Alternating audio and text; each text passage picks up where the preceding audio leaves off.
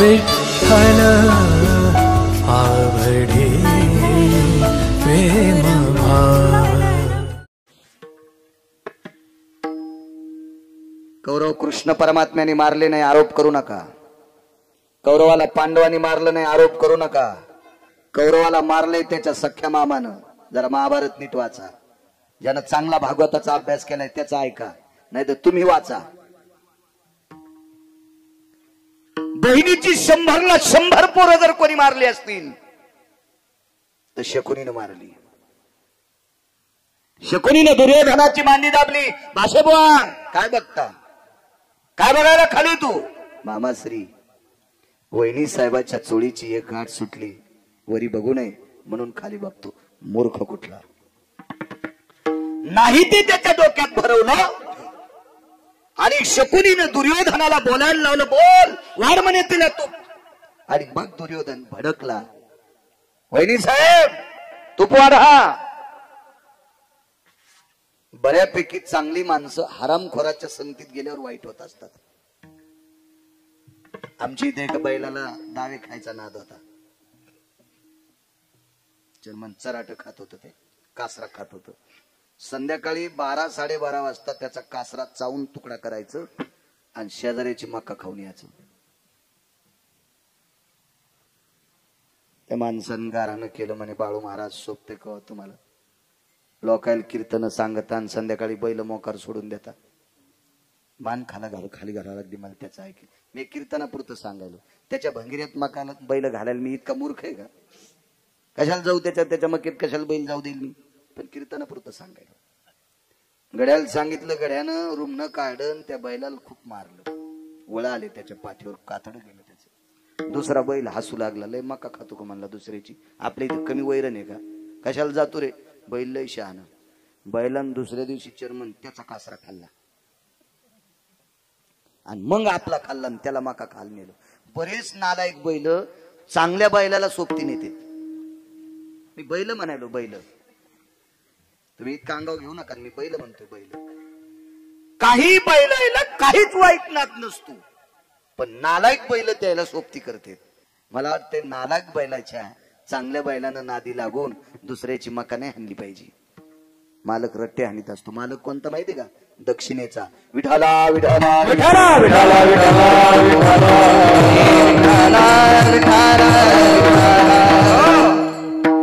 तसा दुर्योधन मुळात वाईट नव्हता महाराज। दुर्योधन ठराविक लोकांच्या संगतीनं नालायक झाला। त्याच्यावर कशाला हात देतो रे? पुढे सरक, लय तू कंबर मोडी का? सरक पुढं।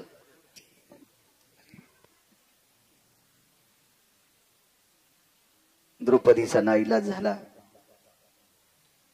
आणि द्रौपदीनं या 36 लोकांपैकी बसलेल्या 5 लोकांकडे बघितलं। त्या 5 लोकात तिचे ते पती होते, धर्म, भीम, अर्जुन, नकुल, सहदेव, 5 लोक होते। धर्माने द्रौपदीकडे पाहिला आणि मान खाली घातली। बाकीच्या चौघायची हिंमत नाही उठून बकीट घ्यायची। खरं तर धर्माचं काम होतं, नकुल सहदेवाचं काम होतं, भीम अर्जुनाचं काम होतं। आपल्या पत्नीची चोळीची गाठ सुटली आणि आपण स्वतः बकीट घेऊन तूप वाढवावा, पण काय त्यांच्या अंतकरणात तो भाव आला, देव जाणे, त्यांनी माना खाली घातलाय। नाईलाज झाला द्रौपदीचा। द्रौपदी अंतकरणात तिच्या स्वतःच्या भावाला स्तवित होती। दृष्टद्युम्न नावाचा भाऊ आहे। पांचाळ नरेशाला मुलं 2, त्याच्यापैकी एक द्रोणाचार्याच्या हाताने मृत्यू पावला होता, एक जिवंत आहे।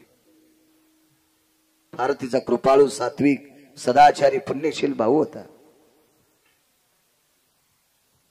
द्रौपदीच्या अंतकरणाचा बाण फुटला ही 2-4 क्षणाची गोष्ट आहे, सेकंदाची गोष्ट आहे। दादा मला किती पवित्र पतीच्या सानिध्यात स्वाधीन केलंस रे देवा। दादा दादा माझा एक पती खोटं बोलत नाही, त्याचं नाव धर्म आहे। एकानं पाय आपटिल्याच्या नंतर 2.5 किलोमीटर मध्ये झाड उभं राहत नाही, त्याचं नाव भीम आहे। बैला आणि घोडे पारखायची ताकद ज्याच्यात नकुल सहदेव आहेत। भगवान शिवशंकरांनी पाठ थापटावा असे अर्जुन नावाचे पती येत रे, फार पुरुषार्थी पती येत रे। पण ज्या वेळेला माझ्यावर अब्रूचं संकट आलं त्यावेळेला त्यांनी मान खाली घातली।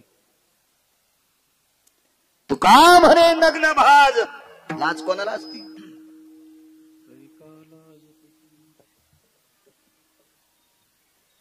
पत्नीचं शरीर उघड्या झाल्याच्या नंतर नवऱ्याला स्वामीला लाज वाटावी, लाज वाटावी, लाज वाटावी. कानसन पांडवांना कळाला हा भाव. द्रौपदीने देवाला सांगितलं, देवा एकदा वनवासात असताना, पुढचा प्रसंग पुढचा आहे तरी पण सांगतोय. दादा वनवासात असताना 60,000 शिष्य घेऊन एकदा दुर्वास आले. दादा आता पंढरपुरातला आहे, आता द्वारकेतला दादा आहे. हाकेसर शिवडी सांगतोय, दादा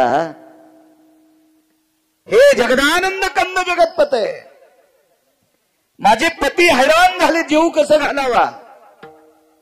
दादा थोडस वारं सुटलं रे, त्या वाऱ्यानं पायावरच्या मिऱ्या बाजूला सरकल्या आणि 2 पायाची नख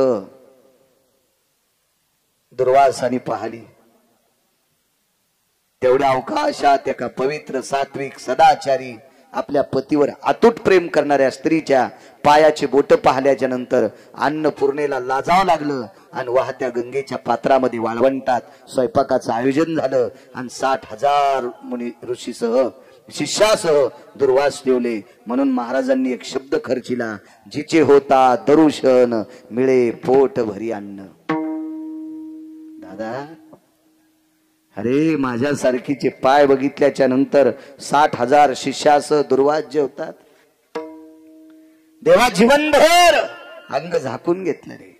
नेहमी सांगत असतो मी, या देशातल्या श्रीमंतांनी पैसा झाकून ठेवला पाहिजे आणि या देशातल्या पवित्र स्त्रीने कपड्याने अंग झाकलं पाहिजे.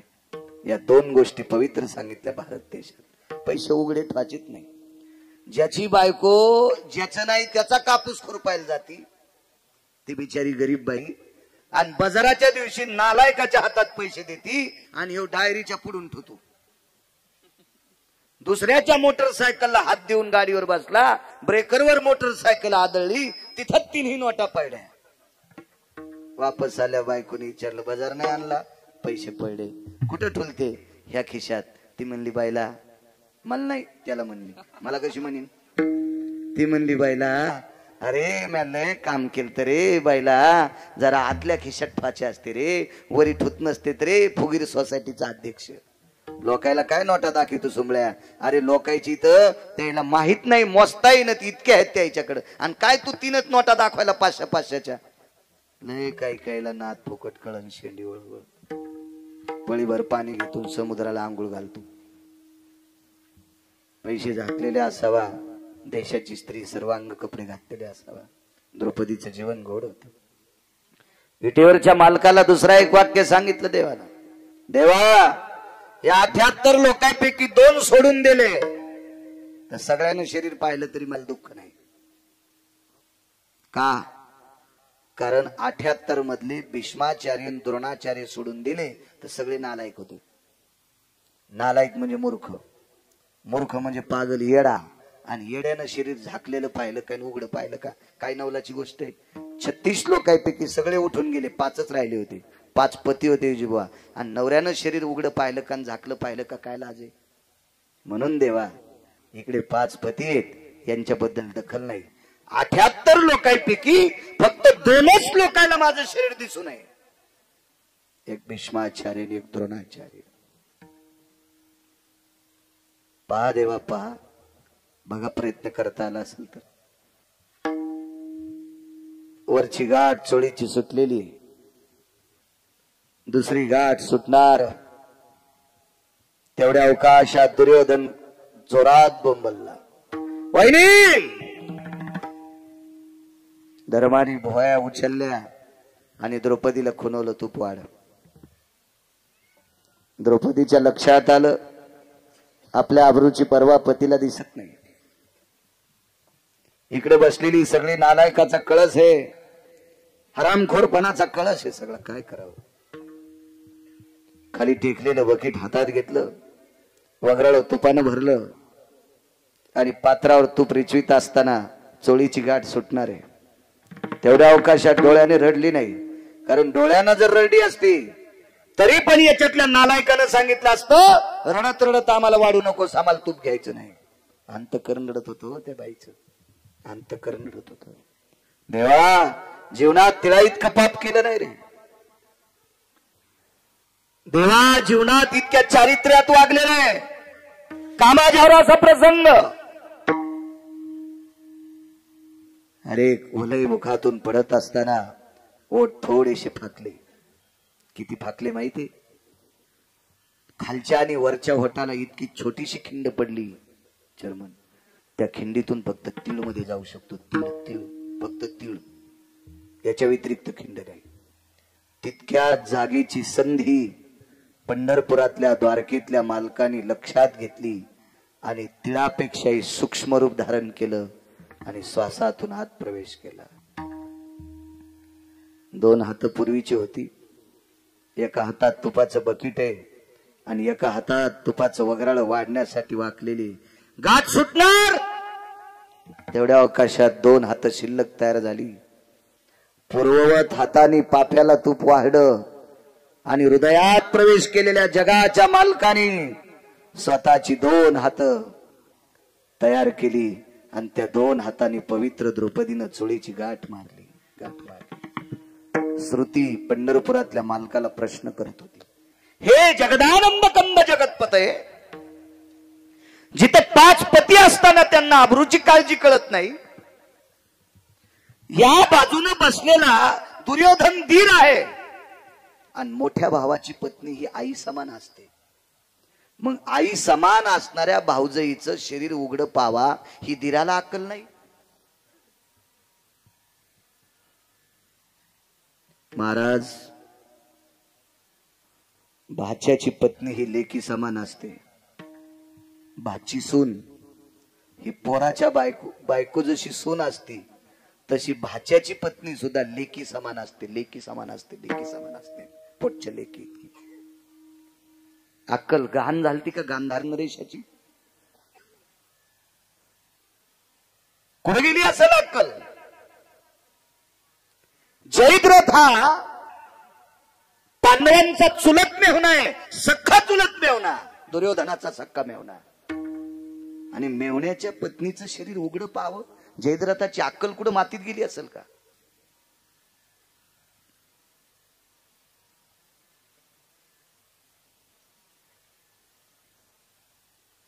श्रुती विचारत होती देवाला.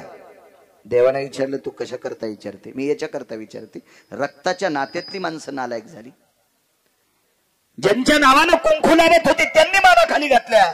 तुला काय गरज होती आतमध्ये प्रवेश करून हाकेला धावण्याची आणि 2 हात तयार करून चोळीची गाठ बांधून तिची प्रतिष्ठा थांबवण्याची? तुला गरज काय होती देवा? काय गरज होती तुम्हाला? कशा करता तुम्ही हात टाच केला? तुम्ही रिकामे आहेत का? विटेवरच्या मालकानं सांगितलं, श्रुती तुला काय सांगू, द्रौपदीचं काय प्रेम आहे. विराट राजाच्या घरी शेण काढत असताना अविरत माझं चिंतन, विराट राजाच्या घरी दळताना सुद्धा माझं चिंतन. एक पुरावा सापडला.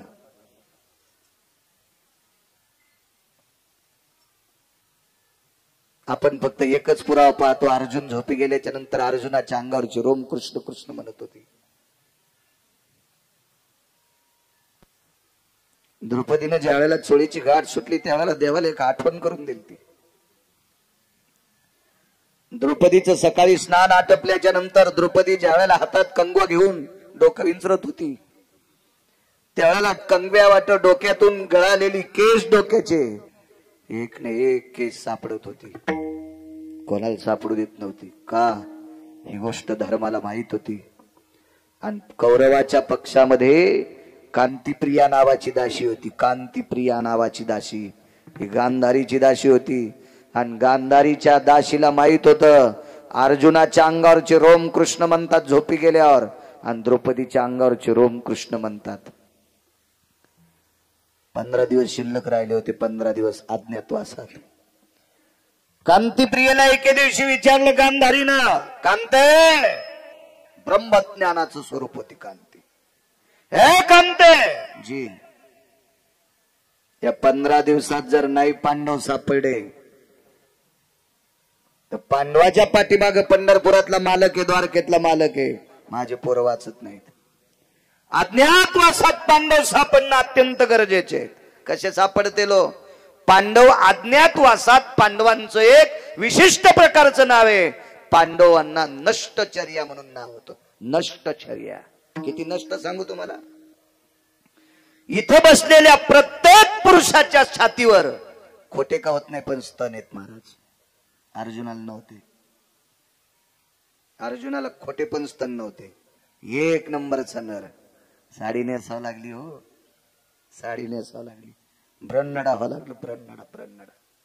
ज्याच्या रथाचे चाक घासू नये याच्याकरता पृथ्वी एका इतीनं रथ आधार झेलीत होती. इतका तत्ववादी धर्म कंक झाला हो. हिशोबनी झाला. चार्टेड अकाउंटंट झाला. काय ताकद असेल कल्पना करा. 48,324 दाशा जिच्या इथं भांडे घासत होत्या ती शेण काढत होती. कांतीप्रिया नावाच्या दाशीनं सांगितलं, मालकीनबाई एक पर्याय आहे.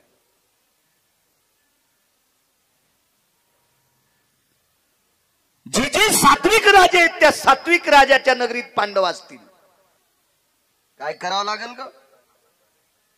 सात्विक राजाच्या नगरीतला उकांडा तपासा आणि त्या उकांड्यावर सापडलेली डोक्याची रोम जर कृष्ण कृष्ण म्हणत असतील तर ते रोम द्रौपदीचे आहेत आणि त्या गावात द्रौपदी पांडव आहेत. हे 1000% खरं.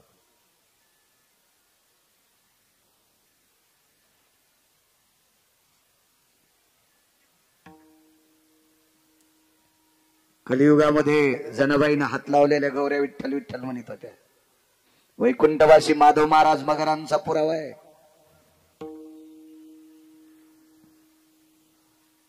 द्रौपदीनं शेण काढ्याच्या नंतर शेणाचा गोळा बाजूला ठेवायची आणि जिथं डोकं विचारलंय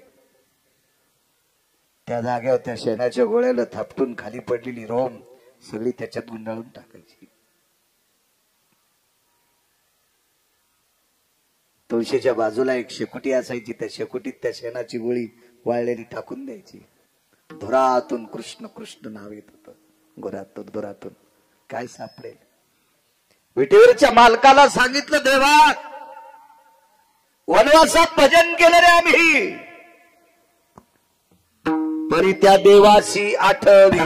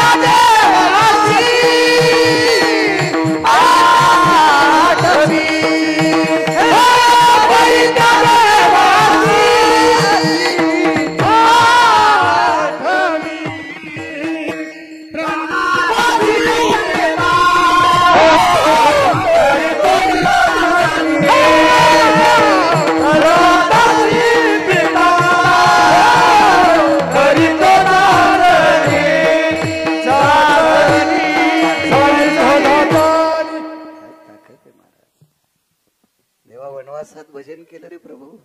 देवाना वनवासात भजन केलंय. श्रुतीला भगवान सांगत होते, श्रुती जिचं शरीर नाममय झालं होतं, जिच्या शरीरातला एक न एक कण कृष्णरूप झालेला होता. कृष्णरूप झालेला होता. श्रुती जिच्या शरीराला सोडून खाली पडलेली डोक्याची रोम रोम रोम पुराणाची भाषा आहे. डोक्याची गळालेली रोम ही सुद्धा कृष्ण कृष्ण म्हणत होती ग श्रुती. इतक्या पावन आणि पवित्र द्रौपदीचं शरीर नालायक जर कौरवाच्या लोकांनी पाहिलं तर समर्थाचे बाळ पांघरे वाकळ.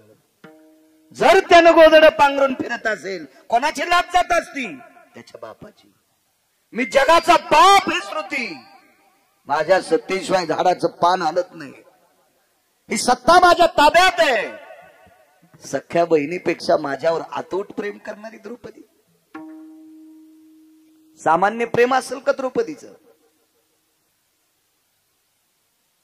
कपाळावर कुंकू असल्यावर पदराकून नाटी फाडीत नसते.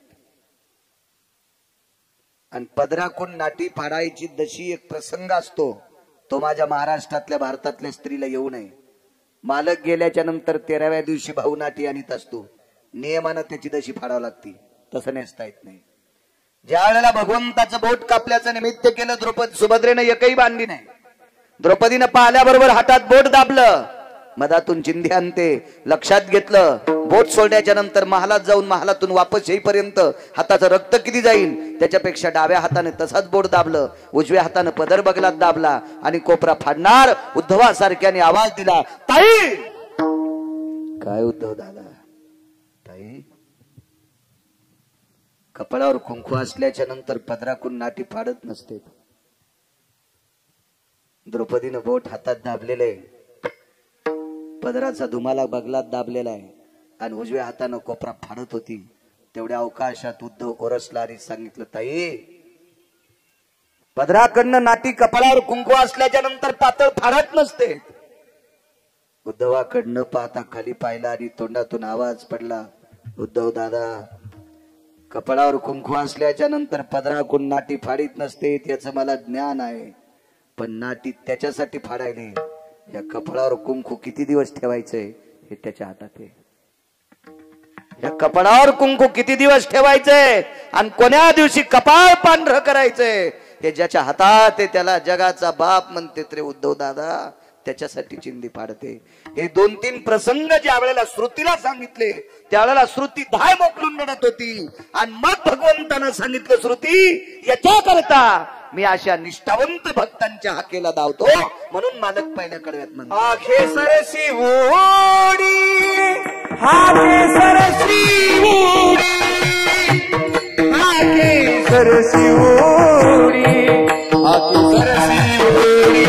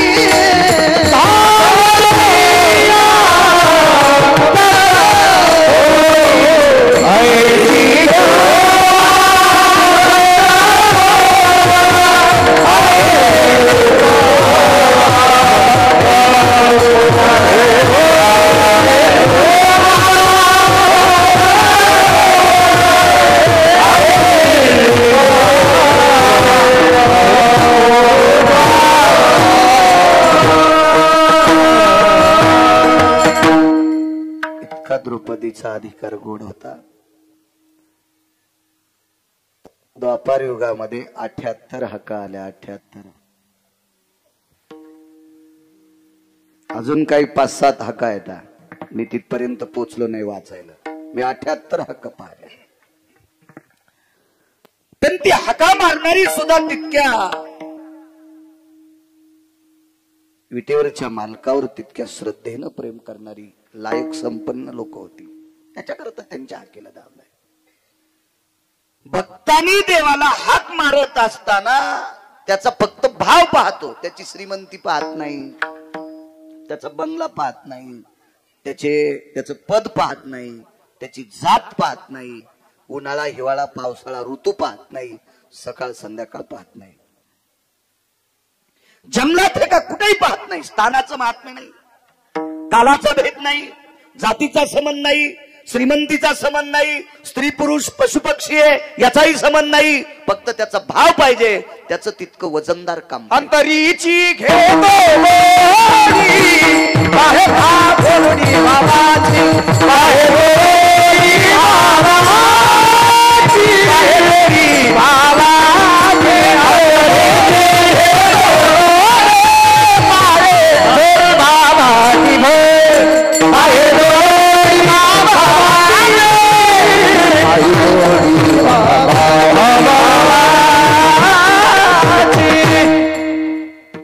फक्त प्रेम पाहिजे, भाव पाहिजे, भाव पाहिजे. असू द्या, आजच्या दिवस दाखवा. अर्धा तास राहिला, कशा ताण घ्यायचा. एकदा मूर्खाच्या यादीत गेल्यामुळे शहाणी सुद्धा मूर्ख होत असतात. मगाशी नाव घेतलं अश्वत्थाम्याचं. अश्वत्थामा इतका मूर्ख झाला, इतका मूर्ख झाला वैचारिक पातळीने. त्याचा मूर्खपणा टोकाला गेला आणि अश्वत्थाम्याने 5ची लेकरं द्रौपदीची झोपीत कापली. किती मोठं पाप असं. निष्पाप लेकरं चर्मन, निष्पाप लेकरं झोपीत कापली. आणि या पांडवांच्या कुळातला एक मानवी शुह होता, कुलदीपक. मानवी शुह, माणसातला शुह. त्याचं नाव आपला अभिमन्यू. द्रोणाचार्यांच्या चक्रव्यूहाच्या प्रसंगात, युद्ध प्रसंगात तो मृत्यू पावला. एकांतात द्रौपदीनं मिटिंग घेतली. काय ताकद हो लोकांची आहे. काय अधिकारी मावल्या होत्या भारतात, काय प्रभावशाली मावल्यात. विटेवरच्या मालकाला जवळ बसवलं आणि जॉब विचारला, हे जगदानंद कंदपते कशा करता युद्ध केलंस रे? याच्याकरता. देवा, माझ्या पतीला युद्ध करायला तू लावलंस, याच्याकरता माझी 5 पोरं मेली. देवा, माझ्या पतीला युद्ध करायला लावलंस, याच्यापेक्षा एक सिंह मेलाय. अभिमन्यू गेला रे दादा. काय गरज होती युद्ध करायची? अरे, कौरव सुईच्या आणीवर बसेल इतकी माती देणार नाहीत, हे आम्हाला ठाम माहीत झालं. आम्ही लोकांची भांडी घासून खाल्लं असतं रे. तुझं नाव घेऊन मधुकरी मागून खाल्ली असती रे. कशाला दे तू राज्य? आता कौरव मारशिले आम्हाला माहित आहे, पांडवाला गादी दिशिले माहित आहे. पण पांडव गादीवर बसल्याच्या नंतर पांडवाच्या पश्चात ही गादी कोणाच्या हवली करायची रे? अखिल सर शेवटी उदाहरण क्रमांक 2 सांगतोय. पुढचा प्रश्न आहे, कोणाला द्यायची गादी? विटेवरच्या मालकानं सांगितलं, ताई युद्ध तुम्हा दोघांसाठी केलंय. कोण दोघं? एक तू, दुसरे भीम.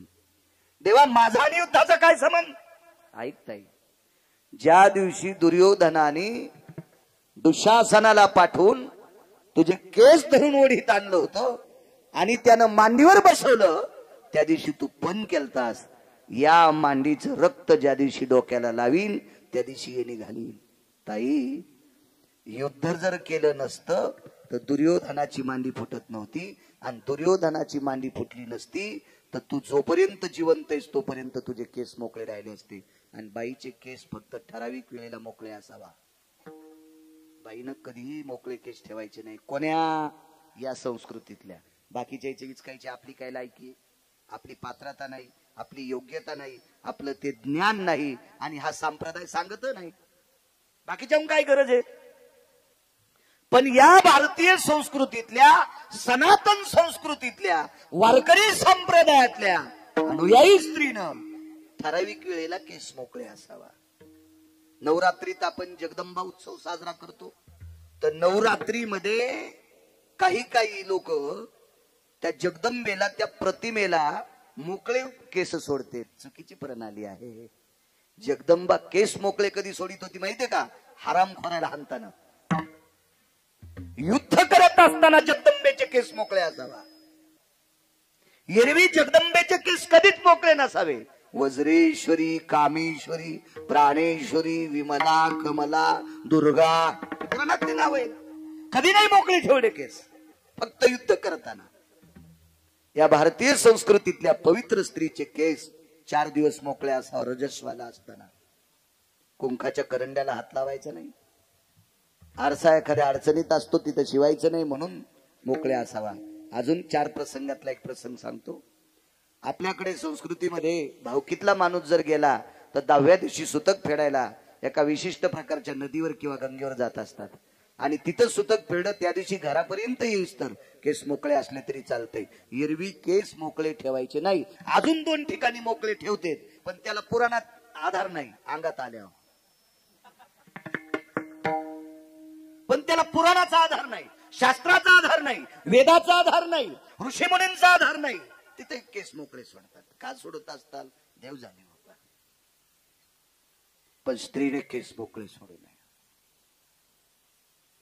ताई, तो तर्पण केलता ज्या दिवशी रक्त मांडोक्याला लाईन, आंघोळ करीन नाही, त्या दिवशी केस बांधीन. याच्याकरता युद्ध करावं लागलं. आणि भीमाने पण केलता. ज्या मांडीवर माझी धर्मपत्नी बसली ती मांडी एके दिवशी फोडणार आणि त्या मांडीचं रक्त घाटा घाटा प्याणार, असं म्हणलं असेल का भीम? भागवतकारांनी वाचून सांगितलं पाहिजे. कॅशेट उघडल्यावानी नाही केलं पाहिजे. कारण पांडव माळकरी होते आणि माळकरी माणसं हरामखोराचं रक्त कसं पेटेल? भीमाचा पण होता. यती जन्नू जंघा ललाट प्रपटले शिमतिलकोती जायते.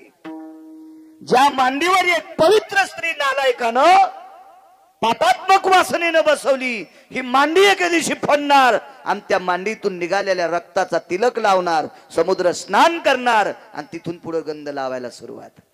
भीमा, अविरत जर तुम्ही पांढऱ्या कपाळाचे राहिले असता याची लाज मला होती. माझी बहीण केस मोकळे सोडलेली असती याची लाज मला होती. याच्याकरता युद्ध केलंय. दादा, या 2 गोष्टीची लाज सांभाळण्यासाठी युद्ध केलं. आणि आता खुर्ची बसायला कोणी गेला ना आमचा दिवाळी जाऊन. तुम्हाला एक सांगू का? वाऱ्यामध्ये बुड झाडाचं मोडलेलं कितीतरी उत्तम, पण वाऱ्यामध्ये झाडाच्या सगळ्यात जर फांद्या उडून गेल्या आणि चर्मन बुड जर शिल्लक राहिलं तर बुडाला दुःख असतंय. बुड या शब्दाचा अर्थ बाप आणि फांद्या या शब्दाचा अर्थ लेकर. लेकर गेल्यावर बापाला आनंद असतो का? बुडाला किडा लागला सगळे जातील, पण फांद्याला किडा लागल्यावर, फांद्या गेल्यावर बुड निसतं राहिल्यावर काय कामाचं? देवा काय करायची रे आम्हाला गादी? ताई काळजी करू नकोस. 4.5 महिन्याचा गर्भ तुझ्या एका सुनबाईच्या पोटात आहे. तिचं नाव आहे उत्तरा. तिचा झालेला मुलगा या गादीवर बसेल. गुप्तचर बाजूलाच होता. लगेच दुर्योधनाच्या कानात फोन. राजकुमार, अश्वत्थाम्याने 5 मारली. अश्वत्थामा किती नालायक मी म्हणत नाही, देहुतले मालक म्हणतात. तुका म्हणे अंगी राखिली दुर्गंधी, तुका म्हणे अंगी राखिली दुर्गंधी, मला म्हणे अंगी राखिली दुर्गंधी, तुका म्हणे अंगी राखिली दुर्गंधी. अश्वत्थामावधी पांडव पुत्र, अश्वत्थामावधी पांडव पुत्र, अश्वत्थामावधी पांडव पुत्र. तुका म्हणे अंगी राखिली दुर्गंधी, अश्वत्थामावधी पांडव पुत्र, अश्वत्थामावधी पांडव पुत्र. तुका म्हणे अंगी राखिली दुर्गंधी, अश्वत्थामावधी पांडव पुत्र, अश्वत्थामावधी पांडव पुत्र.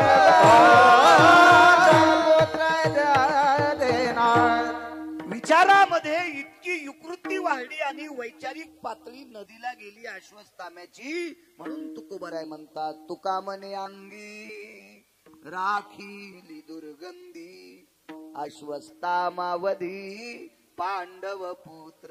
हे उद्य मालक सांगतात. आणि या अश्वत्थाम्याच्या कानावर दुर्योधनानं सांगितलं, मित्रा, भीष्माचार्यांच्या युद्ध हस्त कौशल्यात मृत्यू पावला, तो 5 मारलेस, 1 जिवंत आहे. आणि ह्या नालायक अश्वत्थाम्याने उत्तरेच्या अंगावर ब्रह्मास्त्र टाकलं. उत्तरेच्या अंगावर धक धक धक धक धक धक करी अकेसर शिवडी सांगते.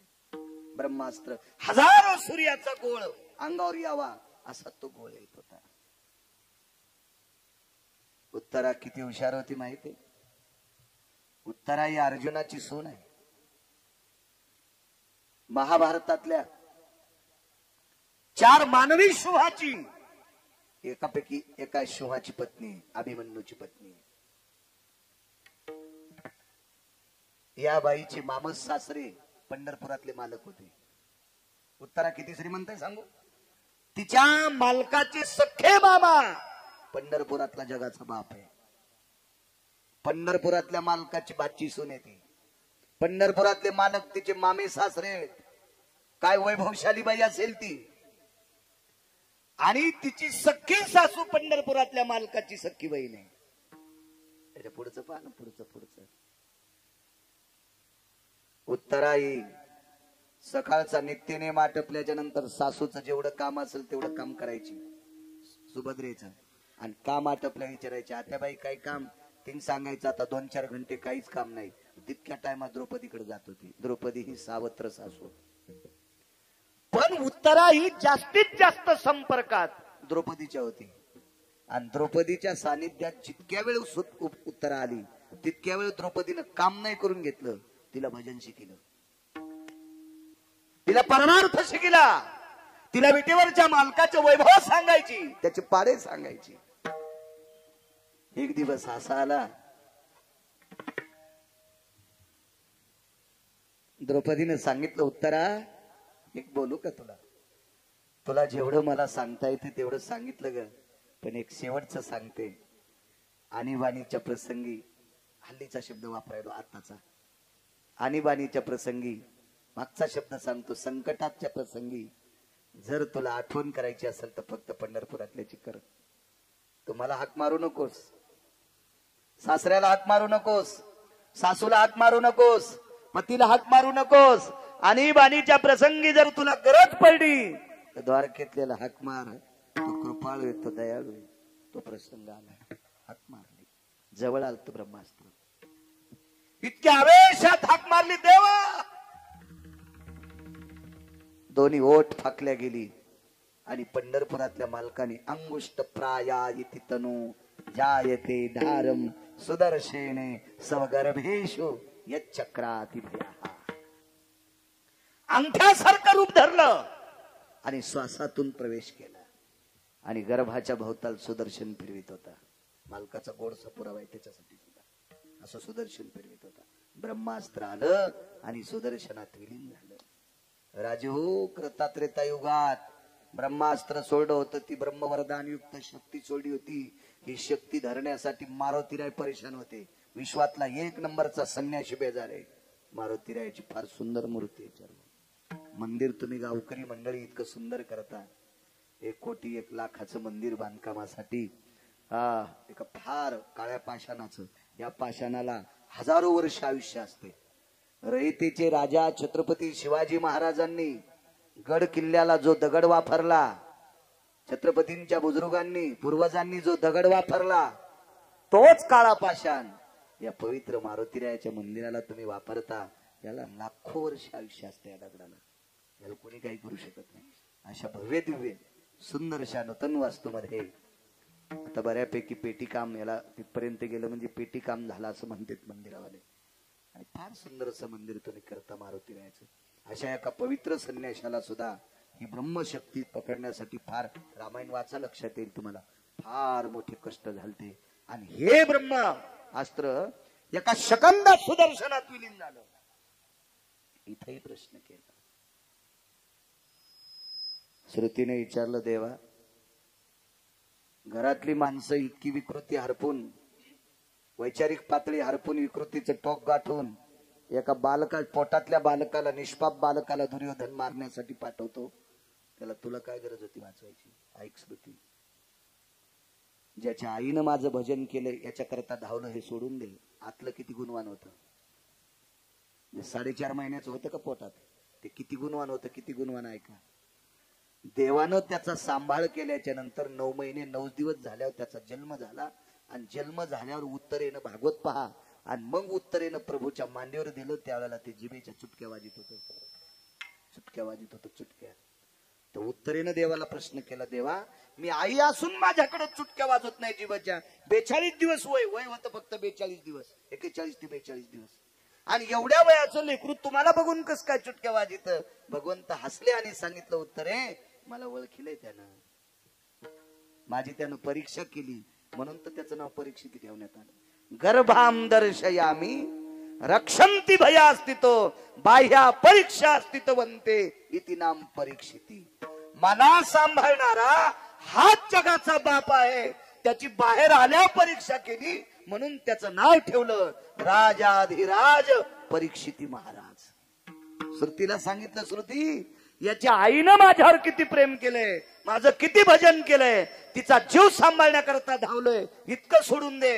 हे पोटातलं निष्पाप इतभर लेकरू सुद्धा माझ्यावर इतकं प्रेम करते, याच्याकरता हात मारल्याकरता मी धावतोय, म्हणून मालक पहिल्या कडव्यात म्हणतो, हाते सरची मुडी